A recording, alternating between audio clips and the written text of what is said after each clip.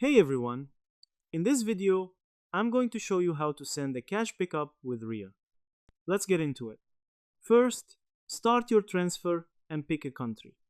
The first step is to open the tool and tell the computer where in the world you want to send your money. You need to pick the right place so the system can find local stores there. Open the Ria app and click the main button to start a new transfer. Type in how much money you want to send and pick the country where your friend lives, because the cost of sending money changes depending on where it is going. You have to pick the country so the system can show you the right fees and the right stores.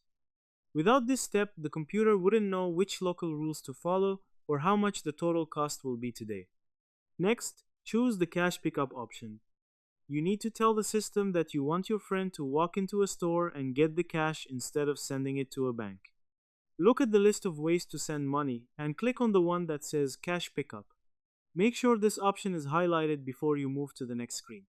It is often the fastest way for someone to get money. By picking Cash Pickup, you are telling the system not to look for bank account numbers. It ensures the tool prepares a special code that your friend can use at a store counter to get their money right away. Once you hit send, you will get a secret number that you must give to your friend for your transfer. They will need that number and their ID to get the cash. And that's it.